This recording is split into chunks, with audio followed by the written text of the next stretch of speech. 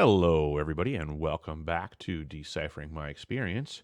My name is Eric, and I don't even really know where to begin with the connections that I am going to try to make today.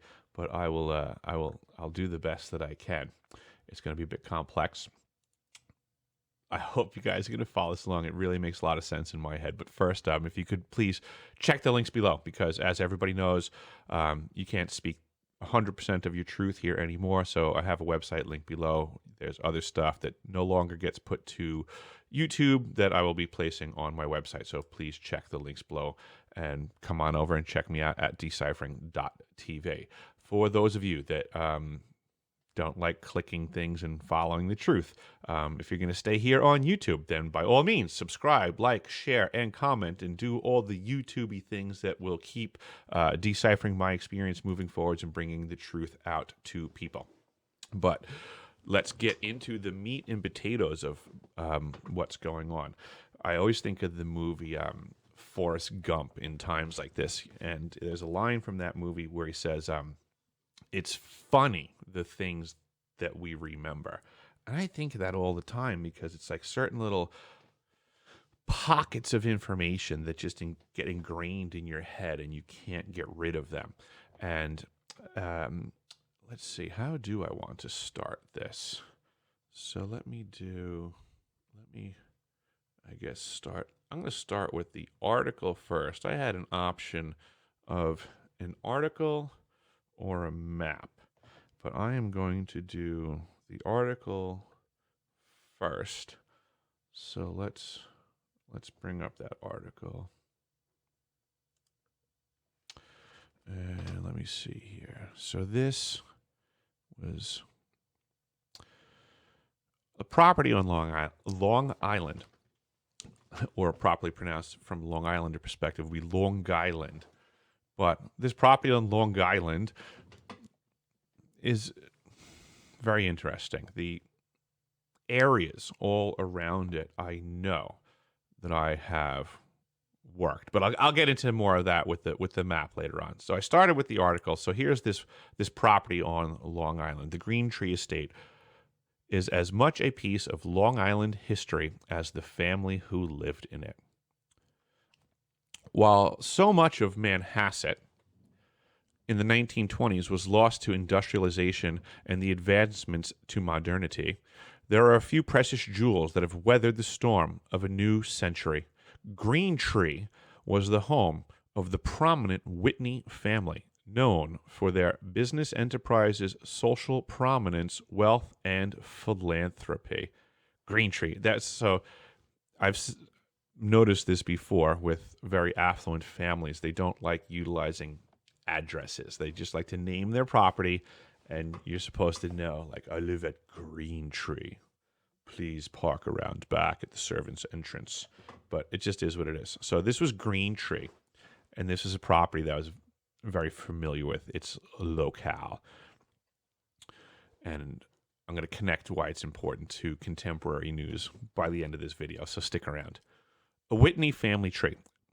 American businessman Oliver Hazard Payne was born in 1839. Throughout his lifetime, Hazard Payne was an organizer of the American Tobacco Trust, assisted with the formation of U.S. Steel, and was affiliated with Standard Oil, earning him the title of one of the 100 wealthiest Americans.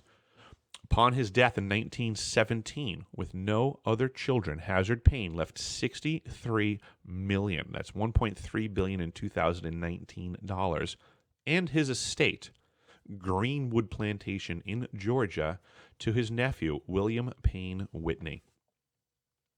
Payne Whitney married Helen Hay, the sister of his Yale roommate. As it was common to give a home to a new wife during that time, not just a ring, a new home, Payne Whitney built Greentree Estate in Manhasset for Helen as a wedding gift in 1904. The estate was made by combining 5 large farms and building a modest country house, says Hobbs. When developing the estate, Payne Whitney purchased a stained glass window in France that he had planned on adding to a chapel on the Greentree Estate. After foregoing his plan, the window was donated to Christ Church, 1802, in Manhasset, where it resides today. Payne Whitney and Helen had two children, Joan Whitney Payson, 1903 to 1975, and John Hay Jock Whitney, 1904 to 1982.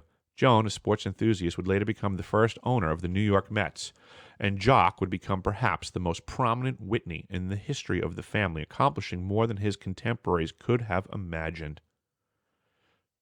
Jock's first marriage was to Mary Elizabeth Altimus, known as Liz Whitney, and lasted from 1931 to 1940. In 1942, he married Betsy Davis Cushing Roosevelt, the former daughter-in-law of President Franklin D. Roosevelt.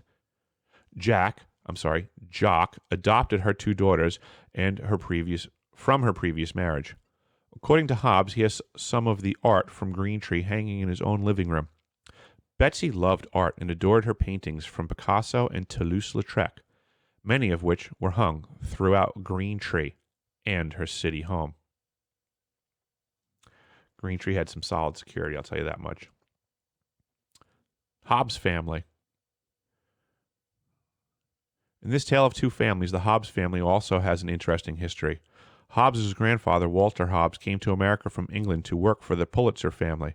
He competed in a cross-country race on a bicycle with wooden rims, winning it 2 years in a row, and used his prize money to come to America. Says Hobbs of his grandfather, "The trophy cup is still in the family." After the war, Walter married Erminia Donzelli, who came over from Italy and became a governess to the Pulitzer family.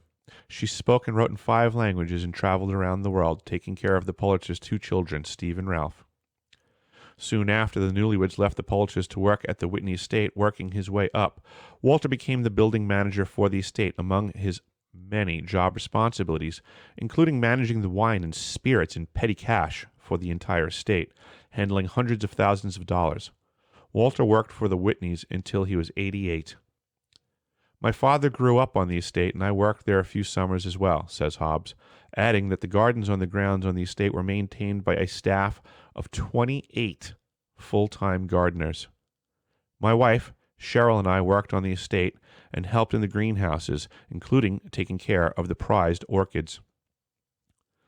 Hobbs has many fond memories of being on the estate.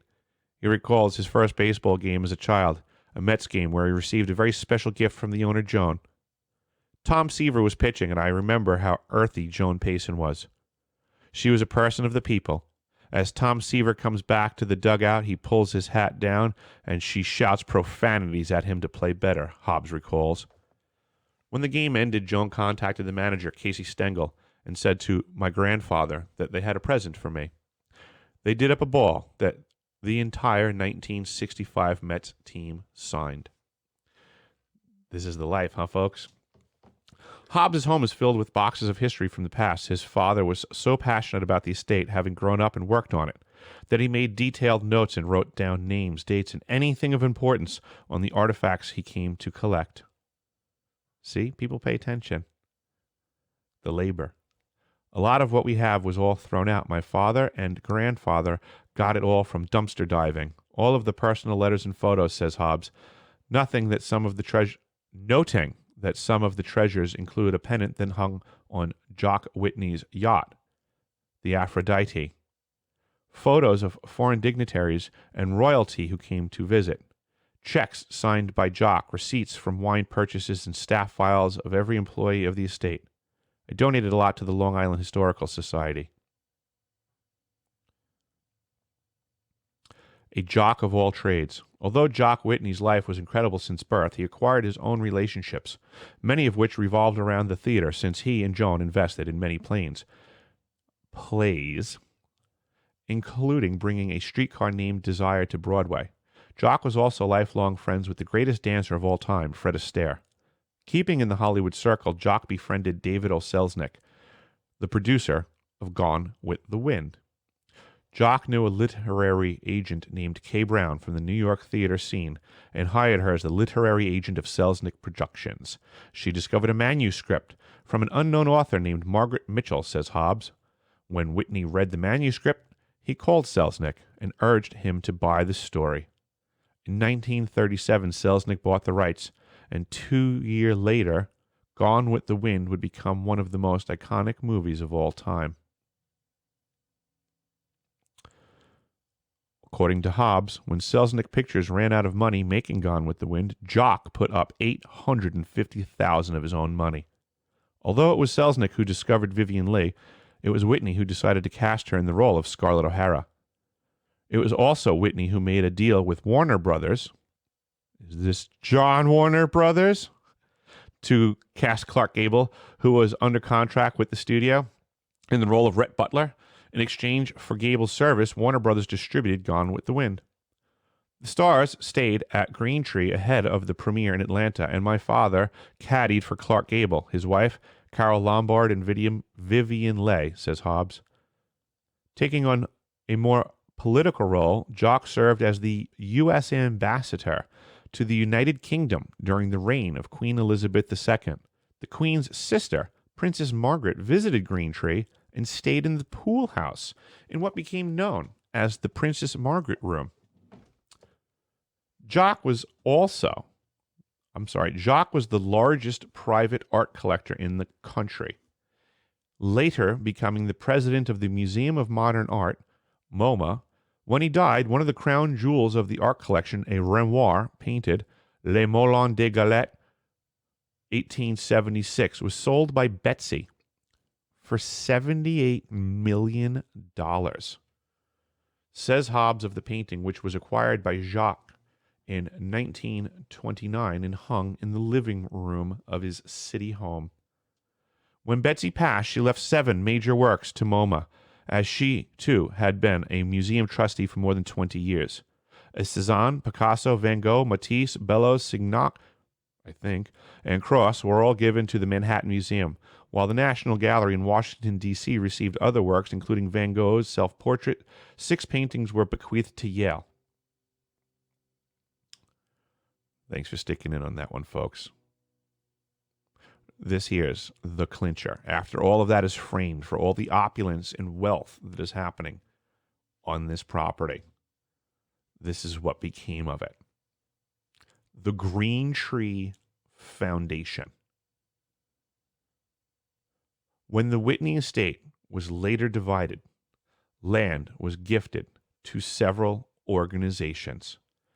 The North Shore Unitarian Universalist Society, now known as the Unitarian Universalist Congregation at Shelter Rock, North Shore Manhasset Hospital, and the Manhasset Lakeville Fire Department. The remaining 408 acres, including the family room, are run by the Greentree Foundation, a philanthropic, non-profit organization as a conference center dedicated to international justice and human rights issues. The Greentree Foundation was founded in 1982 by Betsy, the lady that was aforementioned that had a $78 million painting at her disposal, and has owned the property since 2000. Today, Greentree, get ready for this, folks, drum roll. Today, Greentree is used by the United Nations. Part of the original garage was converted into gardens and meeting areas for UN use. The stables were also renovated to provide lodging for visiting dignitaries and UN staff. So this is, follow me. If you follow me this far, please keep following. I know this is a rough one to connect the dots on, but there's a lot to be said here, and it is what it is. So now that is the Greentree Foundation property and its history, and let's take a look at what is going on there now. So here we are, folks. This is Long Island, North Shore, affluent. You can see very population dense. We have Manhattan Island over here, Brooklyn, Queens area. And then we're going to go down into this area because there's an area that I've been paying attention to for most of my life. And if you've been following along with my story, I'm going to start with Shelter Rock Road, because this was what I remember as a child when I was in grammar school and I would get pulled out for the peculiar programs that I was in. We would come from the highway to Shelter Rock Road and up over in here. I remember we would pull in to a property that had old mansions and such. And we would go for what we were told were retreats, and everything was very weird. But that's what first got that area on my radar. Many years later, as a lot of folks know, I became a plumber in this area. And I mean, there's very little on this map that you could look at that I was not actively involved in plumbing. Most of these places were my customers, especially if it was high-end, complex, or peculiar properties. So, as an example, all of these homes, I'm familiar with these complexes here. This North Hills Country Club was a client. This Deepdale Golf Club was a client. North Shore University Hospital. Oh, yeah, I used to do a lot of plumbing in there. The Fresh Meadow Country Club over the way here. Yep, used to do that one. All these homes in here used to do those. A lot of the stores on this is where the Miracle Mile of Manhasset is, that some folks write songs about, like Billy Joel. But long story short, folks, that article is discussing the Greentree Foundation.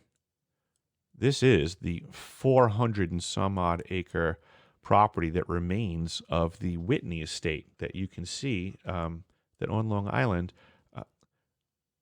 You could fit a lot of homes there.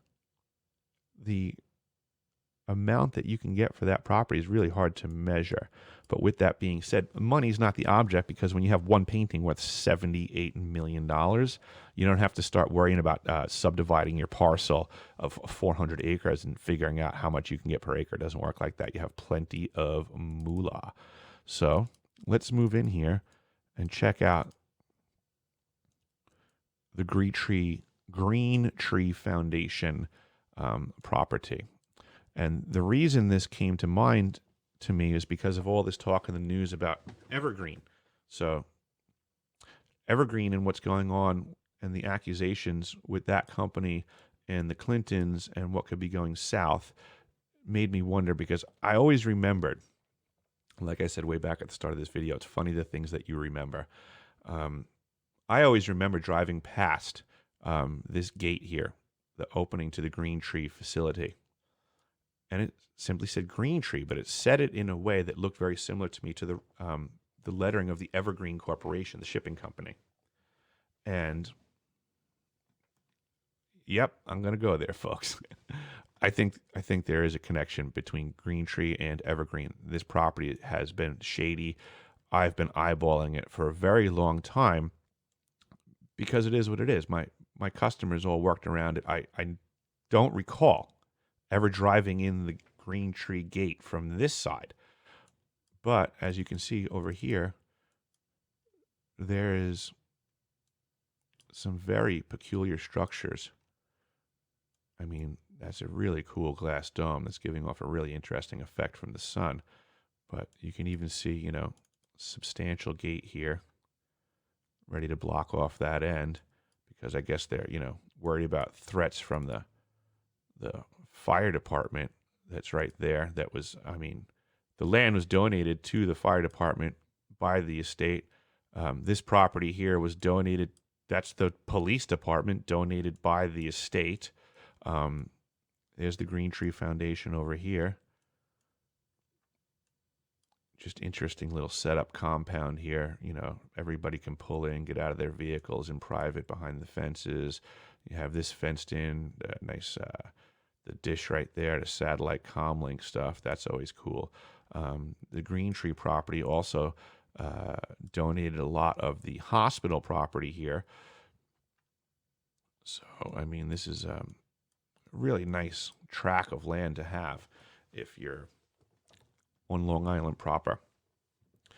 And the Evergreen Greentree connection, I oftentimes in books of antiquity, they show things that symbolism and how they present things is through omission in certain places and addition in others. So if you simply just look at the term evergreen and the term green tree, and you bring them together and you have evergreen tree.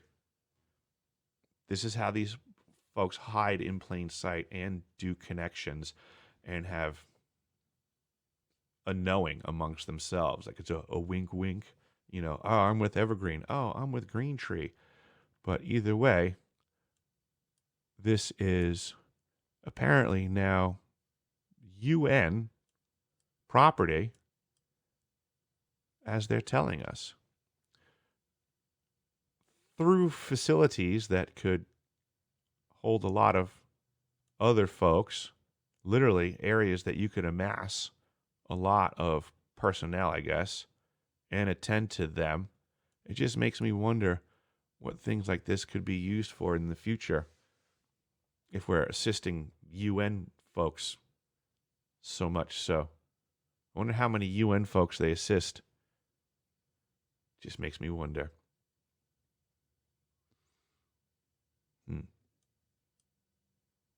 But, yep. That's Green Tree, folks. Evergreen, Green Tree. What's the difference? I mean, if you're gonna be doing bad things. Oh, there's one last thing for those out there that are like, you know what, Eric? This is a stretch. You are a crazy son of a gun. I mean, trying to connect dots like that. Well, I got another one for you because it just gets crazier. This is a deep, deep rabbit hole. Because this article that says the information, I'm quoting it from this article, UN staff, Greentree Foundation, super uber wealth, right? Get a load of this. Thanks, Jennifer Fauci. Really appreciate it. Anton Media Group. I hope that's not the little Anton Media Group. John Warner, are you up to games? I'm just messing around. But Jennifer Fauci? I mean, seriously. Folks, thanks for coming.